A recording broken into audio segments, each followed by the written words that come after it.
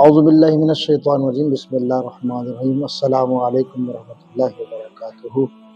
میرے پیارے بھائیوں اور بہنوں، آج ہم ایک بہت اہم سوال پر بات کرنے جا رہے ہیں۔ اللہ کے نزدیک کامیاب کون ہے؟ دنیا کہتی ہے کہ جس کے پاس دولت، شہرت، بڑی گاڑیاں اور بنگلہ ہو وہ کامیاب ہے، مگر اللہ کا معیار کیا ہے؟ آئیے قرآن و سنت کی روشنی میں جانتے ہیں۔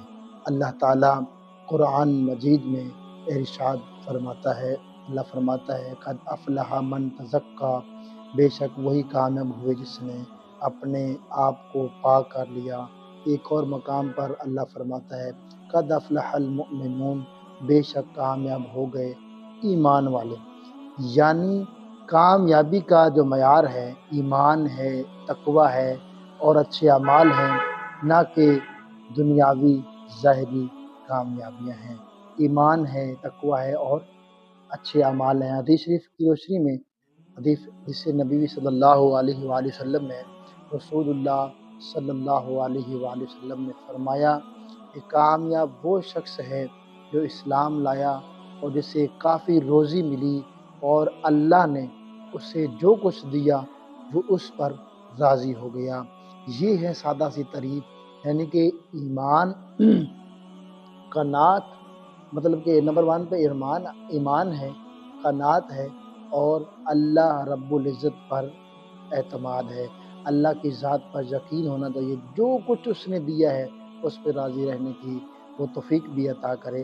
اور حضرت بلال رضی اللہ تعالیٰ عنہ ظاہری طور پر ایک غلام تھے، نہ ان کے پاس دولت تھی نہ طاقت تھی، لیکن ایمان ایسا تھا کہ رسول اللہ صلی اللہ علیہ وآلہ وسلم نے فرمایا میں نے تمہارے قدموں کی آواز جنت میں سنی ہے۔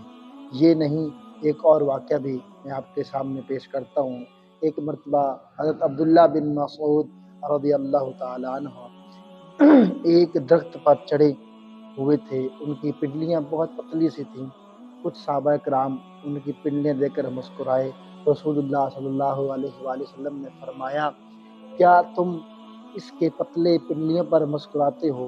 قسم ہے اس ذات کی جس کے ہاتھ میں میری جان ہے، یہ پنڈلیاں قیامت کے دن میزان میں احد پہاڑ سے زیادہ وزنی ہوں گی۔ سبحان اللہ! یہ ہے اصل کامیابی، نہ مال، نہ شہرت، نہ ظاہری طاقت، بلکہ ایمان، تقوی اور اخلاص ہی وہی معیار ہے جو اللہ کے نزدیک کامیابی کی علامت ہے۔ ان لوگوں کے پاس بینک بیلنس نہیں تھا، ان لوگوں کے پاس گاڑیاں، بنگلے، یہ سب کچھ نہیں تھا، لیکن کیا تھا؟ ایمان تھا۔ میرے عزیز بھائیوں، دنیا کی کامیابی وقتی ہے، مگر اللہ کی رضا والی کامیابی ہمیشہ ہمیشہ کی ہے۔ نماز کو مضبوطی سے آپ پکڑیں کہ جب بھی وقت کا نماز کا وقت ہو اسے ٹائم سے ادا کریں، جھوٹ، حسد، غیبت سے بچیں، قرآن کو سمجھ کر پڑھیں، والدین کی خدمت کریں، ان کی عزت کریں، ان کا احترام کریں اور اللہ سے ہمیشہ آخرت کی کامیابی مانگتے رہیں۔ اللہ تعالیٰ سے یہ دعا ہے کہ اللہ تعالیٰ ہمیں ہمیشہ جو ہے وہ دنیا اور آخرت کی بھلائی عطا فرمائے۔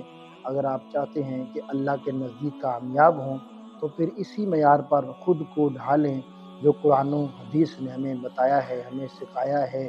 ویڈیو پسند آئے تو لائک کریں، کمنٹ کریں، شیئر کریں اور ہمارے چینل اسلامی سفر ود نوری کو سبسکرائب کریں۔